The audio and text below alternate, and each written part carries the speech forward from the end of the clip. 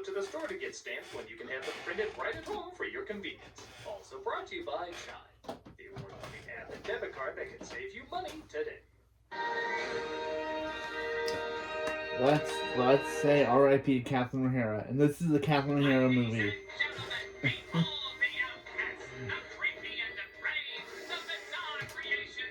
R.I.P. Catherine O'Hara, you were a great actress.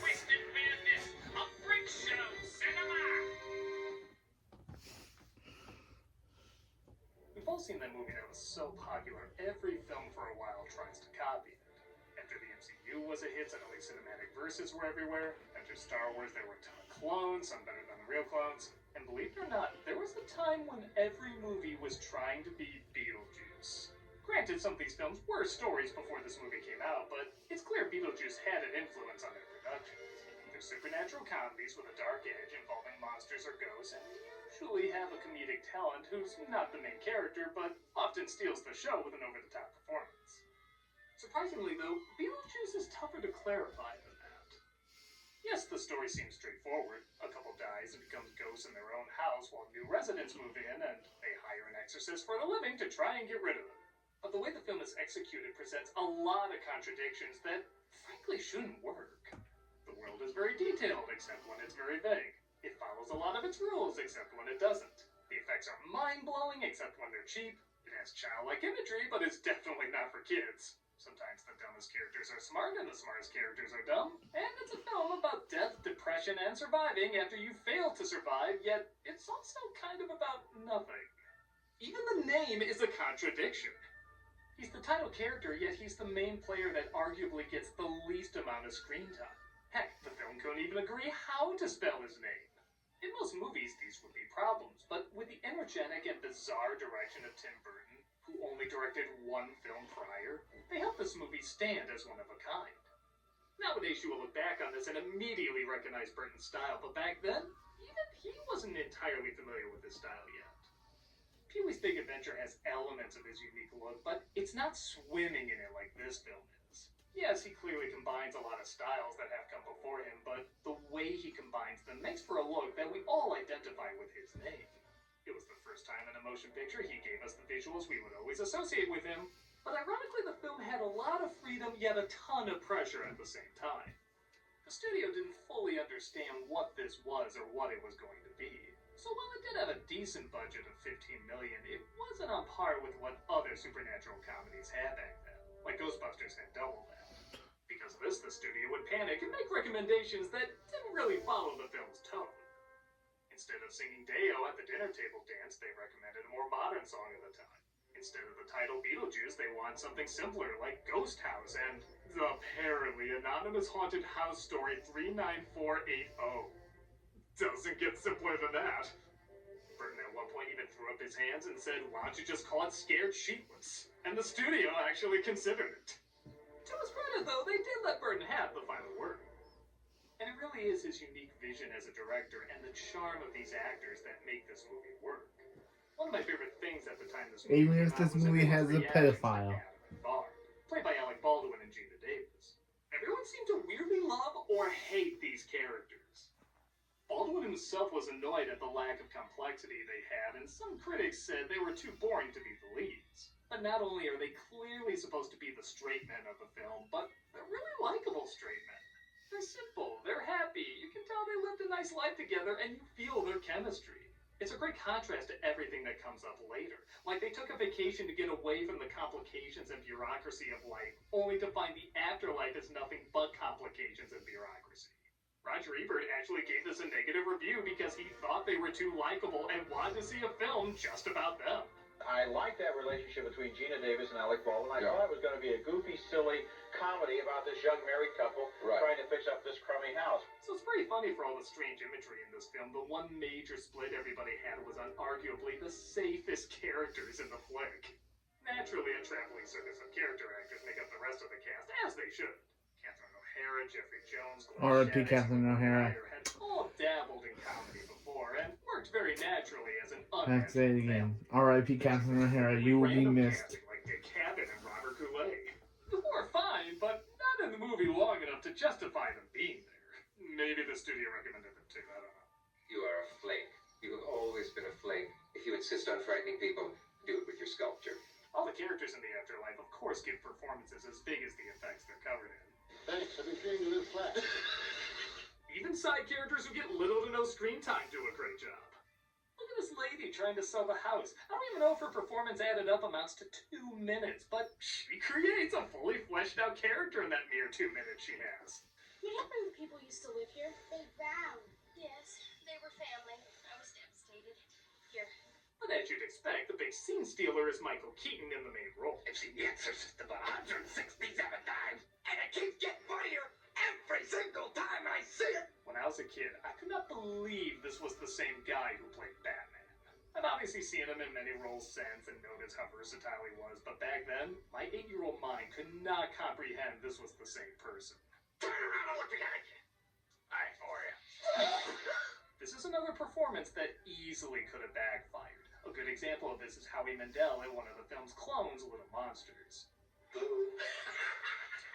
He's clearly giving it his all to try and make the material work, but it just isn't there. So it comes across as dedicated, but awkward. Here, you can tell the actors worked hard to get the timing down of these well-written jokes, because so much of what makes them work is the speed and spontaneity of it. You didn't have to, but you picked me. It makes me want to kiss you guys. No,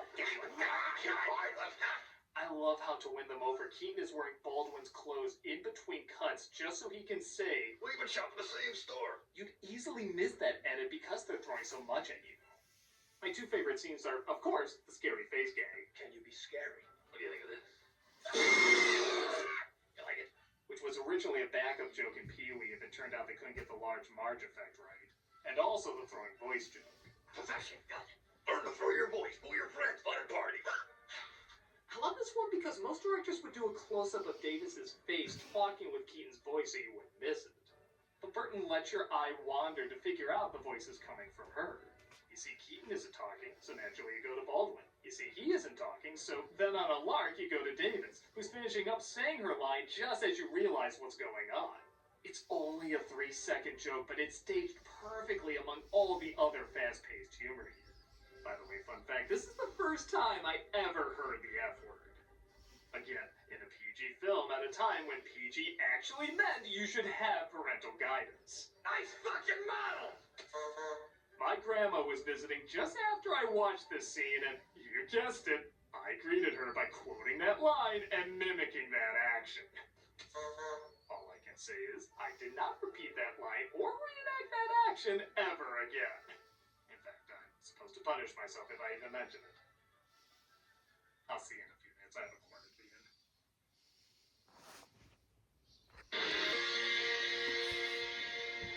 One of the hot things right now in movies, shows, games, books, and really any entertainment is world building. The world building in Beetlejuices is both some of the best and some of the worst you'll ever see. It's some of the best because the world has a very defined look and virtually anything can happen in it. There is definitely a consistency to its look and oddness. It's some of the worst because the rules aren't very well defined. Which, don't get me wrong, is part of the joke. They're just given a handbook that, as they say, reads like bad stereo instructions. Geographical and temporal perimeters. Functional perimeters vary from manifestation to manifestation. So the film does have that leeway that doesn't need to explain everything. But even the rules that are explained are inconsistent. Everybody always looks the way they died, but if so, why aren't Adam and Barbara always dripping wet? Apparently they were going to do this, but they realized it would be too annoying and even distracting to keep up. They know they can't be seen, yet they never think to move something around like poltergeist to scare the people away. And even within the rules of the world, it's not clear how they can force people to dance and sing, or how they make shrimp cocktails come to life. I guess since the shrimp are dead, they have powers too? Shit, where do shrimp go when they die in this universe? It's made clear very early on, though, that's not how this film is supposed to work. It's like asking where Edward Scissorhands got the giant blocks of ice. How can a shrunken building not be destroyed with all that shaking in Ant-Man? Why doesn't Gandalf use his staff against the Nazguls all the time? This is where the genre of these films come into play. It's here to enhance the ideas of these worlds, not the details. Edward Scissorhands is a fairy tale. Ant-Man is a superhero story. Lord of the Rings is a fantasy. And this is a supernatural comedy. There's definitely subgenres in all these where maybe they would explain more of the details, but in the context of the worlds they created and what they're trying to do, it works. Burton even said he wanted the effects in this movie to look a little cheap. He knew the world was not meant to be taken too seriously, and he wanted the effects to reflect that, showing it operates more on a B-movie level. The funny thing is, though, while a lot of them are cheap looking, a lot of them are also pretty phenomenal. You know these are puppets and makeup and stop motion, but you also know they're really there. They're actually interacting off of a lot of these things. I think a lot of us have had CGI fatigue for some time. Now we can see a skeleton shark jump into mid-air and we feel nothing. I still feel something when I see these effects, because they were something solid that was handmade. It's because it's only one filter of illusion making the solid thing in front of you feel alive. CG is two filters making the thing in front of you feel alive and like it's really there. So there's a bit more of a disconnect. Even that scary snake is half stop motion and half puppet, and it's hard to tell which is which half the time. I even talked with the woman who did the effects on this thing, and she revealed this lake shot was actually a hand puppet and a little girl doubling as Catherine O'Hara. That's really inventive, and in my opinion, looks a lot more believable than if it was done with CG. It also scared the everlasting butt juice out of me when I was a kid, the way it strangely moved and interacted with everyone. Again, I don't think CG would have done that as effectively. With that said, is this a movie for kids? I know I wanted to see it bad when I was a kid, and like I said, I did, and I'm still being punished for it. I'd be lying though if I said it didn't seriously creep me out. But like I also said before, I loved that as a kid. If this movie was released today, it'd probably get a PG-13. Rotten Tomatoes even had an article declaring Well, they it a did make a family-friendly sequel. feature. They did make a sequel with Winona Ryder, Catherine O'Hara, and Jenna Ortega. So do I personally recommend it for kids? Not really, unless you're all aware what you get yourselves into. Like I said, I loved this stuff when I was younger, and the visuals clearly have a cartoony mentality. The humor also had a very kindergartner mindset half the time. I even had the toys. Yeah, there were kids' toys at a time when, well, a lot of clearly not kids' movies had kids' toys. So while I personally don't see it as a kids' film, I can see why kids are drawn to it. Beetlejuice was a major success and even got Burton the job of directing Batman, as Warner Bros. Wanted to see how he'd do on a smaller dark project before giving him a bigger dark project. This was arguably the first time we saw a traditional Tim Burton film, utilizing his more common visuals, themes, and even actors. He would reuse a lot of these people in the future, even picking Keaton as Batman when all the fans were against it. There's always talk of a Beetlejuice 2 in the future, and honestly, I don't need to see that. Keaton's still amazing, but I'm barely buying him wearing the bat suit at his age, so the idea of him under all that makeup just doesn't sound right. I'm totally down for Beetlejuice spin-offs, though. Because there have been Well, we did get a successful sequel ones. to this, Cartoon and show, again, I've never Beetlejuice, seen it, had a but pretty decent run. It didn't change enough to be its but at own least thing. had Jenna Ortega. Beetlejuice and At Woody least are now had Jenna friends instead Ortega. of a grown man trying to marry a child. Somehow that makes that worse. But it was imaginative, still had an edge, and true, made no sense whatsoever, but in fairness, the movie barely made any sense. There's also a successful Broadway musical that's gaining more and more fans. And once again, is inspired by the movie, but is not just doing the same thing all over again. Maybe that's one of the upsides of having a world that's so open, yet still so vague. It does give you a chance to expand and add different outlooks to it. There's some themes and ideas you should stick to, like still being about the dead and having a dark but goofy feel. But outside of that, you can kind of do whatever you want. You could do a spin-off about Juno as a caseworker, the world of Saturn and the sandworms. Honestly, any of these characters could have a fun, original movie written around their afterlife. And I think that's why people gravitate towards it so much. Yes, it's silly, juvenile, and doesn't always add up, but it's also imaginative, energetic, and presents a lot of possibilities. It's one of those few mainstream but weird movies everybody got on board for. It didn't have to grow a cult following over time, it achieved it right away. And even years later, people are still trying to duplicate that same feel. It is a film, though, that seemed to come out at just the right time when everybody wanted something odd and imaginative, but you didn't have to think too hard about it. It's a film your average moviegoer can look at and say, yeah, I like weird things sometimes. But also die-hard weirdos like myself can enjoy for its spontaneity and unique visuals. It's not often a film this strange grabs everyone, but when you see other movies that were fads for a while, I'm definitely glad this is one that people gave a spotlight to. I'm a nostalgia critic guy, remember? So you don't have to. And the cartoon lied to me. Liddy and Beetlejuice don't become friends at all. But how do I know that you're going to keep your word? I swear I'm a devilish soul. Michael Keaton is back as a Tim Burton character again. Again, in Beetlejuice. Okay, so before I give my thoughts on the sequel, I should probably give my thoughts on the original Beetlejuice. Look at that wall. I clearly like Beetlejuice. I enjoy it a great deal. I think it's very funny. It's very creative. It is solidly a Tim Burton movie. I mean, his stamp is all over it in the best way. I think it's very enjoyable. I'll admit it's not a film that I love. It's not something where I think the writing's fantastic or it's like one of the great comedies or anything, but it's very, very creative, and I like how it just kind of makes up its own rules, and it openly acknowledges you're supposed to care, but not that much. It's a very flexible reality, and I kind of miss films like that where you don't have to be tied down too much to a bunch of logic and backstory. It just wants to have a good time, and that's what I had. I had a good time with it. So now we have this sequel that, honestly, when I heard it announced, I wasn't very excited for. I haven't really enjoyed a Tim Burton film in a while. I don't even know if Tim Burton has enjoyed a Tim Burton film in a while, but when I saw the teaser for it, I got really excited because it looked like it was not only a return to form for Burton, but a return to form for movies like this that don't have to rely 100% on CG. There's a lot of practical effects in here, but they don't feel limited to that either. It will use CGI, but it'll use it in a way that's much more creative and welcoming. Like, it'll combine other effects together, which I think CG does great. So with all that in mind, I had a lot of fun. I thought this movie was a really good time.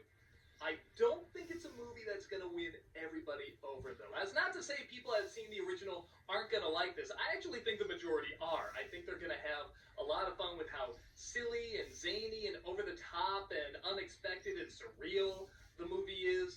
But I get the feeling there's going to be a crowd out there that's going to bring up some legit criticisms with this film that I don't know if I would disagree with you on or even the film would disagree with you on. But I don't think the movie cares. I think its number one priority is just to have a good time and return to this world that is so silly, but with the attitude of a gothic, macabre party house, like a frat house or something. Like, this movie just wants to really have a silly, zany time. And if you were to bring up, though, that, well, the characters for the majority of it seem very one-note. A lot of the writing seems very exposition-y. There's a lot of jokes that on paper don't really work. In fact, some of them are really, really lame. I couldn't disagree with you.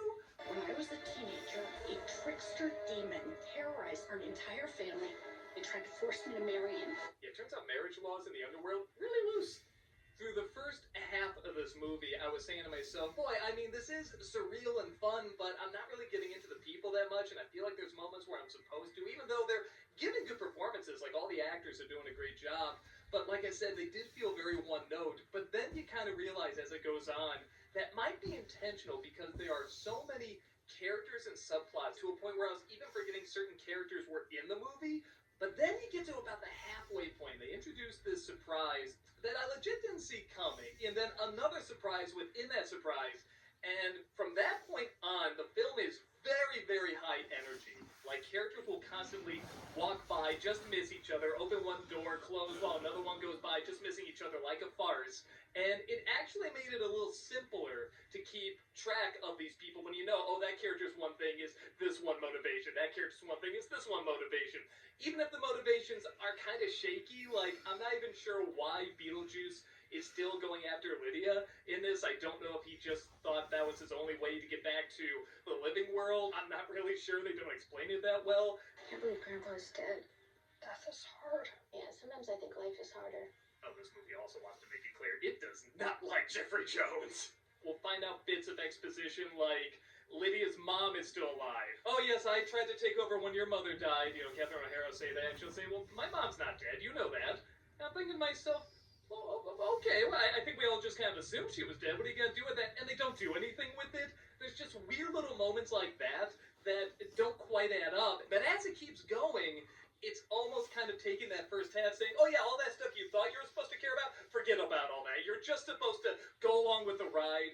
And the best way I can describe this ride is if you ever get on a roller coaster and you have that bar that they push down, and they can either push it down too tight so that it's really restrictive and it's no fun. It's like those movies where there's too much explaining and too much lore, too much backstory. But then other times it can be a little too loose where you feel like you're going to fall out and you're going to miss the ride kind of thing. And these are movies that don't really try hard enough. This bar is a little loose, but it still keeps you in the ride enough that you're having a good time with it. You're able to enjoy the roller coaster. At least I was. If you say it 3 times, he will appear. But wait, what if I say it twice and then wait a day and then say it a 3rd time? Like, that's technically 3 times, but is the time difference gonna make... Oh, whatever, I just won't be Gremlins Ninja tonight. If previous Burton films try to hide how disjointed they are, this film celebrates it. There's a scene in Immigration where they bump into a certain character, and I burst out laughing because it was so clear at that point, you weren't supposed to care about anything at all. There's a moment where they're getting on this train that's going to take them to the great beyond. I guess I won't give away the joke, but you can kind of put together what it's going to be. And again, I was thinking, boy, if this wasn't a bad movie, I would say this is a bad joke. But because so many of these surreal, bizarre moments with surreal, bizarre humor are just going for broke and just going really over the top or even kind of dragging out a joke longer than it needs to, but just doing it in the strangest way, I kind of let it slide, and I kind of have fun with it. But I'm not going to disagree when somebody says, oh, you know, they're repeating the Deo scene in this, except they're changing it with MacArthur's Park, and there's another wedding climax where somebody's going to get married. If it's not even somebody, it's the exact same 2 people who are going to get married, and isn't that a lot of repeating? And yes, it is, and I can't disagree with you, but it looks like they're having so much fun, and the film is having so much fun, and it just creates this weird environment that you're either going to get sucked into or you're not. And I think the biggest element to that I think is either going to make it or break it for people is that there is no Alec Baldwin or Gina Davis character in this. In fact, another example of not the best writing, they're like, oh yeah, where'd they go? Oh, they found a loophole. Boom, that's it. They're out of the movie. Like, there's a lot of moments like that. But what they were in that film, that I guess when it came out, a lot of people had a problem with. They said they were too boring, and I strongly disagree. I actually think they are a much-needed, grounded anchor in that movie. They need to be the straight men reacting to everything. And they're very charming. I think they're played very, very well. But there's not really anything like that in this film. The closest we have is Jenna Ortega, who is playing this incredible role you've never heard of before. I mean, I'm going to blow your mind with this. I mean, you've never heard this in a modern movie at all. You're ready? Just prepare to... Just get ready. She plays a protesting teen. My God, 50-year-old hello, fellow teen writers. Can you stop? I am sick of protesting teens. Now, to their credit, it does connect a little bit more than other movies because her mother is off seeing ghosts and talking about seeing ghosts, and I think in her mind she's thinking, well, I'm spending time on real-world problems, like stuff that's happening in the real world, so it does connect a little bit better, but man, am I sick of this trope. And I guess the idea is she doesn't believe in ghosts, so she's kind of the outcast to her mother, played by Winona Ryder, which is kind of a funny twist on that, where she was the outcast because she did believe in dark, gothic stuff. This one, she doesn't, so she's kind of the oddball in the family. And even though she's trying, I mean, again, everybody's giving 1,000,000% in this, she can't really bring that much grounded reality to the role, especially with a character, like I said, we've seen 1,000,000 times, but she doesn't ruin anything either. Here's a preview. Be warned, it's intense. Oh, they also give Lydia a job I think she enjoys a little too much. Like, they show she isn't always all about it. She's a little uncomfortable, but I feel like the more she kind of smiles and winks and everything, like, she should have been a little bit more uncomfortable in this job. You also have characters like this man who wants to marry Lydia for selfish reasons, and again, he's not really written that complex or that interesting, but he's played with a lot of humor. Catherine O'Hara, same way, just brings her great comedic energy to this film. Michael Keaton, the same thing. They're just all bringing their A game, and they're just having so much fun. And the humor, while sometimes does repeat, does throw in a lot of very strange turns that you just can't predict. And I couldn't help but laugh at. I couldn't help but have a really good time with. And like I said, the effects and the visuals and the lighting, the fact that they're doing so many tricks that are just there on camera. One of the reasons I want this film to do well, because people can say, oh, maybe we should try this again. Maybe we shouldn't just rely on this one trick that's just been exploited to death and it's just looking more and more flat to a lot of people. Let's try some different effects that are really there and can kind of play with you a little bit more and mix up what you see so you don't become desensitized to it. You're a figment of my imagination. Really? Is this a figment of your imagination? I guess he did that in the first one. The rest are done a little better. It goes into certain things I personally didn't need to see, like you go a little bit into Beetlejuice's backstory and the backstory with his wife as well. And I'm somebody, like, when I saw the trailer for Batman Begins, I said, well, I don't want to know what happened to Batman after his parents died. I just want to go from him as a kid to being Batman. We can put together what happened. We kind of leave that, to ourselves. But if you're gonna do it, if you're gonna make this film, Batman Begins is not a bad movie. It actually really fills in those gaps in a really interesting way. And to me, that's kind of what this does. I don't need this information, but the way they did it and how they explain it, I thought was pretty fun and interesting, but this is where it gets tricky for, like, maybe the die-hard fans. The people that are obsessed with lore and just, you don't change the original at all or add anything on top of it. Because, for example, I didn't enjoy The Acolyte. I thought it was very bland and the acting was wooden. It's just very boring story. But people are telling me later, no, I didn't enjoy it for the wrong reasons. It's because this penis head guy was in this scene where he shouldn't have been in the lore. And lightsabers don't whip. They don't whip around like that. And in an episode of Ewoks, they said black lesbians don't exist. I don't know, just stuff that I don't give a shit about. I don't think the common viewer does, but people that see that as sacred text just go bonkers for it. So if you have that mindset going into this, I have no idea what you're going to think of this film. You might enjoy it. It might be something that you think maybe adds a lot to the character, or you might say, no, I don't ever want to know that. That's sacrilegious, that kind of stuff. It's very hard to say. So for the ones that are really, truly obsessed with the original, I don't know what your thoughts are going to be on this, but I think for people that like the original in terms of just how weird it was and bizarre it was and just kind of made up its own rules, this one does the same. And I'm not going to act like everything in it certainly works. I think you could argue very easily there's a lot of stuff that doesn't. But because it is so joyous in what it is, and it feels like the director, the actors, the writers, the designers, it just feels like everybody's having a ball with this movie. I had a ball with it too.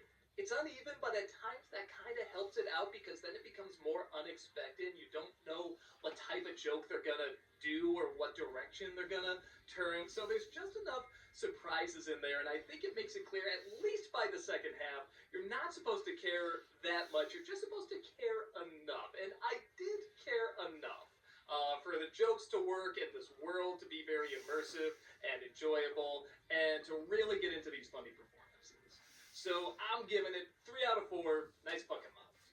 I don't think it's for everyone, but it was just enough for me. With that said, what do you think? Because again, I get the feeling the majority of people are going to like it, but I know there's going to be a crowd out there that does not. Are you one of the people that says, this was so much fun, this is really a return to form for Tim Burton, I love the practical effects, I love how goofy it was, I love how colorful it was, and how colorless at the same time it was, and it's great seeing the cast back together? Or are you someone that says, nope, this didn't work, there's way too many callbacks, there's way too many things that don't make sense, there's not a good foundation there, the motivations don't add up, it just simply doesn't have enough character? Or are you somewhere in between where you say, yeah, it's got its problems, but you know what, the good stuff is still pretty good, and I just like this world and these characters? Let me know your thoughts, and I'll see you next time. Take care.